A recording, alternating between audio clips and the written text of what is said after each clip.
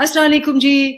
Thank you very much. आप लोगों ने पिछले हमारा जो वीलॉग था, बहुत अच्छा पॉजिटिव फीडबैक आया। तो हम ये अपना वीलॉग नंबर 2 इस पे शुरू कर रहे हैं, सियासत और मईशत पे। और आज का जो हमारा टॉपिक है जिस पे मुजम्मिल भी और मैं भी गुफ्तगू करेंगे, वो है जी करप्शन और मईशत। कि कैसे सियासत में जो करप्शन है और कैसे मईशत लिंक्ड है। ये बड़ा एक आम सा हमारे यहाँ हमारे जो दानिश्वर भी हैं और हमारे एक्स चीफ भी ये कहते थे कि जी आप अकाउंटेबिलिटी को छोड़े, करप्शन को छोड़े, आप मईशत पे तवज्जो दें। तो ये एक बड़ा खाम ख्याली है और बड़ा नैरेटिव भी कायम करने की कोशिश की जाती है कि देखें जी बहुत से मुल्कों में बहुत सी करप्शन होती है, लेकिन वो तरक्की करते रहते हैं, उनके इकोनॉमीज को कुछ नहीं होता। लेकिन इसी बात को हमने आज प्रूव करना है कि वो कहते हैं corruption is a cancer which destroys economies, जो मीशत को तबाह करती है, टैक्सेस द पुअर, गरीब लोगों पे टैक्सेस देती है, and kills the moral fabric of the society. जो एक मुआशरे की इकदार होती हैं उनको खत्म कर देती है, तो वो मुआशरा तबाह हो जाता है। इस वजह से करप्शन और मईशत का इकट्ठा साथ है। मैं आपको बताती हूँ कि करप्शन में जो हमने प्रैक्टिकली देखी भी है यहाँ होते हुए, 3 टाइप्स की करप्शन जो हैं वो बहुत प्रोमिनेंट है। तो बहुत से टाइप्स की, मैं 3 टाइप्स की आप मेंशन करूंगी आज। एक है फाइनेंशियल करप्शन। सीधे सीधा आपको पता है जरदारी साहब का इंटरनेशनली क्या नाम था? मिस्टर 10%। हर किस्म के कॉन्ट्रैक्ट पे जो हुकूमत देती थी 10% लेते थे, सारी दुनिया में उसको मिस्टर 10% कहा गया, जिसकी वजह से आप देखें आज 15 साल हो गए उनको सिंध पे हुकूमत करते हुए। सिंध की में सबसे ज्यादा पसमानदगी है, सबसे ज्यादा गुर्बत है, क्योंकि सारा पैसा जो है ये करप्शन का ले जाते हैं और गरीबों को गरीब छोड़ देते हैं। फिर जी आप देखें जो शरीफ फैमिली है, और उनका पनामा लीक्स में इतना पैसा था कि लीक हो गया, और वो आपने देखा कि जरदारी साहब ने सरे पैलेस खरीदा उस पैसे से, गरीबों का पेट काट के। इन्होंने एवनफील्ड के अपार्टमेंट्स बनाए, और वो इतने ज्यादा थे, मोटरवे से लेके हर जगह आप देखें, ये फालूदे वाला जो है, ये चीनी वाला, इनके जो क्लार्क्स है उन उसमें अरबों रुपया निकला, और फिर वो मनी लॉन्ड्रिंग करके वापस आता है। तो ये मुल्क गरीब हो जाता है, अपने ये कर्जे वापस नहीं कर सकता। तो ये है फाइनेंशियल करप्शन, सीधी सीधी।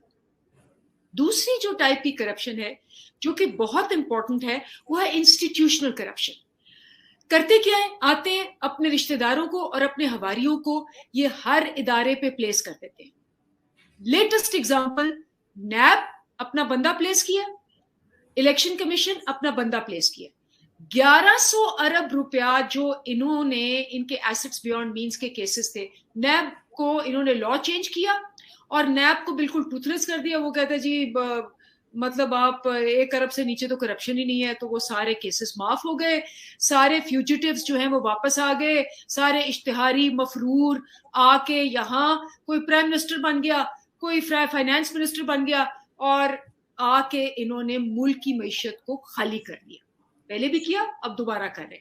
और लास्ट टाइप ऑफ करप्शन, जो मेन करप्शन जो मैं आपसे जिक्र करूंगी, वो इंटेलेक्चुअल करप्शन है। ये करते क्या है, ये एक नैरेटिव क्रिएट करते हैं, बड़ी तजर्बाकार टीम है जी, ये इसको वापस लेके आए, और ये मेन जो होते हैं अखबार और एनालिस्ट और एंकर्स के जरिए नैरेटिव करते हैं। मैं आपको एग्जांपल देती हूँ कि जो मेन हमारा अंग्रेजी का अखबार था, उसका जो रेजिडेंट एडिटर था, उसने इतने आर्टिकल्स लिखे हमारे खिलाफ, हम कहते रहे, वो कहते नहीं आप ट्रोल करें। फाइनली उसको इन्होंने अपना फेडरल मिनिस्टर एडवाइजर बना लिया। उसके अलावा आप देखें, जो उर्दू के कॉलमनिस्ट थे उनको उन्होंने अपना सेनेटर बना लिया। जो आपके ट्रांसपेरेंसी इंटरनेशनल के हेड थे, जो करप्शन बताया करते थे, उनको उन्होंने एम्बेसडर बना दिया। तो इंस्टीट्यूशनल करप्शन ये होती है कि आप एक झूठ बोलने के लिए एक मशीन जो कि बहुत ही ऑथेंटिक है और पढ़ी लिखी है, उसको यूज करें। मेरे साथ बैठे हैं मुजम्मिल असलम, और ये अब आपको बताएंगे कि किस तरह से आज इकोनॉमी इस करप्शन की वजह से गरीब के ऊपर एक एटम बॉम्ब की तरह पड़ रही। जी मुजम्मिल। शुक्रिया अंदलीप, आपने बड़ा जिसे कहते हैं कि मुफस्सिल अंदाज में और आसान करके बताया कि करप्शन सिर्फ ये नहीं होता कि आपने पैसा पकड़ लिया, रिश्वत खा ली।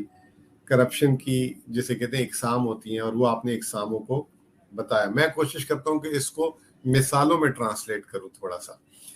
आज आपके वजीर आजम साहब जो है जनीवा में एक कॉन्फ्रेंस से खिताब कर रहे थे और उन्होंने पाकिस्तान की जो सैलाब की तबाहकारियां थी उसको बयान किया कि 1700 लोग जो है शहीद हो गए, इंतकाल हो गया और जो है इतनी जो है हमारी फसलें बर्बाद हो गई, इंफ्रास्ट्रक्चर वगैरह।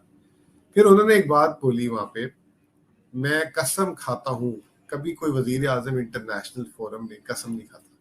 उन्होंने कहा मैं कसम खाता हूं और मैं कसम खा के आप सबको यकीन दिलाता हूं, डोनर्स को बोल रहे हैं, वो आलमी इदारों को बोल रहे हैं, कॉन्फ्रेंस के जो लोग वहां पे वो थे रेसिपिएंट्स हैं उनको बोल रहे हैं कि हम इसका एक एक पैसे को जो है सही जगह पे इस्तेमाल करेंगे। क्या जरूरत पड़ गई ये बात बोलने की? आखिर आपको मैं ले जाता हूं ये डेली मेल वाला केस। 2005 में हमारे वजीर आजम पे ही कोई सैलाब जदगान की पेमेंट का मसला था। फिर इसके बाद 2009-10 में जो हमें प्लेजेस मिली थी, ये जो इसी तरह की कॉन्फ्रेंस हुई थी उस जमाने में, फ्रेंड्स ऑफ पाकिस्तान, उसमें बाकायदा आलमी इदारों ने खुल के लिखा था कि जो प्लेजेस आई थी वो सही इस्तेमाल नहीं हुई थी। तो एक तो जो है ना ये एक करप्शन है। फिर मतलब ये जिसकी वजह से वजीर आजम को कस्में खानी पड़ी। अब दूसरी बात यह है कि इंटरनेशनली जो आपने एक बात की मोरल हैजर्ड की, मोरल करप्शन की, वो ये कहते हैं कि हमारे टैक्स पेयर का पैसा हम आपको क्यों दें, आपकी जो भी फ्लड रिलेटेड मसले या जो भी और इश्यूज आते हैं या टेररिज्म रिलेटेड मसले, आप उस पर डिसिप्लिन तो होते नहीं और आपका टैक्स पेयर जो है पैसे नहीं देता। तो हमने अपने मुल्क में इस तरह के कानून बना दिए, इस तरह की चीजें बना दी जिससे जो है आप अंदाजा लगाएं कि 23 करोड़ आबादी का मुल्क है और सिर्फ 30 लाख लोग टैक्स देते हैं। कितनी शर्म की बात है। और उसमें हमने एग्रीकल्चर वाले को भी माफ करा दिया, तो दुकानदार, रिटेलर और होलसेलर को भी माफ करा दिया, प्रोफेसर्स और जो प्रैक्टिशनर्स और लॉयर उनको भी माफ करा दिया। पेंशनर भी दो तरह के होते हैं, एक आम मजदूर सा होता है और एक होता है रिटायर्ड जज, जर्नैल, उन पे टैक्स नहीं है। अब उनकी पेंशन लाखों में है, 5-5, 8-8, 10-10 लाख रुपए महीने की आती है, उस पे टैक्स नहीं है, लेकिन 40,000 रुपए महीना कमाने वाले पे टैक्स है। तो दिस इज अगेन जो पॉलिसी साजी इस तरह की जाती है, ये भी एक मोरल करप्शन है ना, उसका पार्ट है। फिर रास्ते बना दिए कि बाहर से रेमिटेंस आएगी तो उसमें नो क्वेश्चन आस्क, इस तरह का। अभी आपके सामने जो नैब लॉ पास हुए हैं नए कि 50 करोड़ तक अगर करप्शन है तो उस पर कोई मतलब वो नहीं होगा, आप सवाल नहीं उठाएंगे। अगर उनकी बीवी बच्चों के पास जायदाद बन गई तो वो आंसरेबल नहीं होंगे। तो दिस इज अगेन करप्शन, दुनिया देखती है। इस पे IMF ने काफी तहफुजात का इजहार किया है। IMF ने अभी इस प्रोग्राम में 9th रिव्यू में बोला है जितने भी ब्यूरोक्रेट्स हैं वो सब की भी आप जो है ना सारी जो उनकी रिटर्न्स, डिस्क्लोजर्स जो जो उनके हैं उसको डिक्लेयर किया जाए। तो द पॉइंट इज कि आज पाकिस्तान, अगर आप देख लें ट्रांसपेरेंसी इंटरनेशनल की रिपोर्ट आती है, पाकिस्तान मुसलसल जो है 115 से 130-40 के दरमियान रहता है और दुनिया के वो 150 ममालिक का ही लेते हैं। तो मतलब हम करप्शन में हमने तमाम हदें पार कर दी हैं। और सोने पे सुहागा ये कि आपके वजीर आजम साहब को मैं सुन रहा था कि उन्होंने कहा कि जब से PDM की हुकूमत आई है पाकिस्तान में करप्शन का तस्वुर खत्म हो गया। अब सोचे, आप सर पीटने का दिल चाहे आपका। तो इसकी वजह से आज हमारा जो है टैक्स टू GDP कम है। ब्लैक इकोनॉमी, आपको मैं थोड़ा सा इसमें रिमाइंड कराता जाऊं, FATF करप्शन की पैदावार है ना, वो ब्लैक मनी होती है जो आपने रिश्वत से कमाई है या आपने टैक्स चोरी करके कमाई है या आपने जो है टेररिज्म फाइनेंसिंग से इस्तेमाल में आ रही है और दूसरी चीजों में आ रही है। तो हम जो है मुसलसल 20 साल से बार बार FATF की ग्रे लिस्ट में जाते रहे हैं और ब्लैक लिस्ट भी हुए हैं एक आध दफा।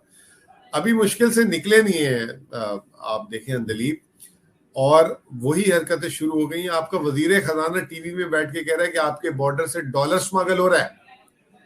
FATF वाले आपको, मुझे तो लगता है कि अगर ये इसी तरह के बयानात देते रहे तो वो फिर पकड़ लेंगे कि आपका वजीर खजाना कह रहा है आपके बॉर्डर से डॉलर जा रहा है, आपके एयरपोर्ट से डॉलर निकल रहा है, आपके स्मगलिंग हो रही है मुल्क में।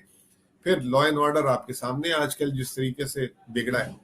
तो ये जो करप्शन की रूट्स है ना, ये माशी, आपकी लॉ एंड ऑर्डर, और फिर आपकी जिसे कहते हैं कि सेफ्टी तक पहुंच जाती है।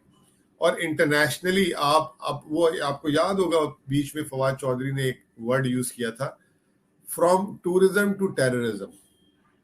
वो जो है that is actually the outcome of the corruption. और अभी ये जो पंजाब में भी हो रहा है, आपने देख लिया, आप तो खुद अप्रैल में मतलब विक्टिम रही हैं, जिस तरीके से वो करप्शन के पैसे को जो है पार्लियामेंट में इस्तेमाल हुआ, जो मतलब लैंडमार्क सिंध हाउस की बातें होती रही, और अब वही बातें जो है सुनने में आ रहा है कि पंजाब में भी चल रही है। और फिर साइमल्टेनियसली अभी आजकल आप देख रही हैं कि छोटे सूबों में जो है लोगों को पार्टियों में दाखिल कराया जा रहा है।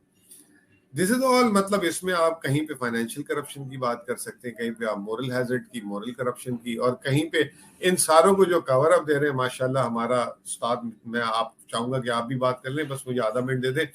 कल आपने अखबार देखा होगा, पाकिस्तान के जितने लीडिंग न्यूज़पेपर थे अंग्रेजी या उर्दू, उनका फ्रंट पेज का आधा पेज पाकिस्तान की बदतरीन मईशत इस वक्त हालात है, बदतरीन। कोई एक चीज अगर आप कह लें कि अच्छी हो ना, तो वो आप मतलब बयान करें। उस पे उन्होंने आधे पेज का इश्तिहार दिया कि पाकिस्तान की मईशत जो है ना, इकोनॉमी मूव कर रही है। तो ये इंटेलेक्चुअल करप्शन जो है वो फिर हमारे जो जिसको हम कहते हैं आज़ाद मीडिया, उसके थ्रू, इश्तिहारात के थ्रू और ये तमाम चीज़ों के थ्रू मैनेज होता है, ताकि कोई बात ही ना कर सके। अभी ये डोनर्स कॉन्फ्रेंस जो हो रही है उसमें $8.5 अरब कर दिया। उसमें आप, असल तो बात यह है ना कि आपने ममालिकों से क्या लिया। फ्रांस जो होस्ट था $1 करोड़ दिए, $1 करोड़। यूएसए जिसपे आपकी बड़ी उम्मीदें हैं, $10 करोड़। इसके अलावा चाइना आपका बेस्ट कंट्री जिसने आपको हर दफा बेल आउट किया, सिर्फ $10 करोड़, $100 मिलियन। ये जो जितनी कंट्रीज हैं, EU, जर्मनी, ये वो सारी मिला लेना, ये एक हफ्ता जो हमारा रेमिटेंस का है ना, फॉरेन रेमिटेंस जो एक हफ्ते में जो भेजते हैं बात, वो ज्यादा है। अब हुकूमत अपनी बेइज्जती बचाने के लिए कि जी वर्ल्ड बैंक ने कहा $2 अरब, साथ ही आगे खबर कि उसमें से 1.7 तो पहले का कमिटेड है और 3 सालों में मिलेगा। इसी तरह से इस्लामिक डेवलपमेंट बैंक $4 अरब देगा, वो भी अगले 3 सालों में मिलेगा।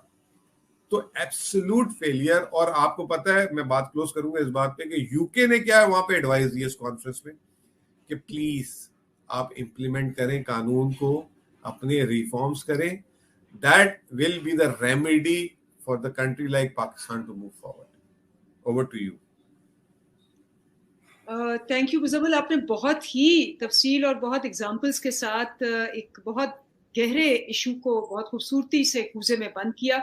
देखिए बात क्या है, वर्ल्ड बैंक ने, और ये FATF की बात कर रहे थे, बिल्कुल सही कह रहे थे, वर्ल्ड बैंक ने कहा एक स्टडी में कि जी मनी लॉन्ड्रिंग जो कि करप्शन है की वजह से $10 बिलियन पाकिस्तान से सालाना बाहर मूव होता है। हम ये सारा कुछ मिला के, IMF, ये सारे मिला के हमारे 6 या 7 बिलियन बनते हैं कर्ज के।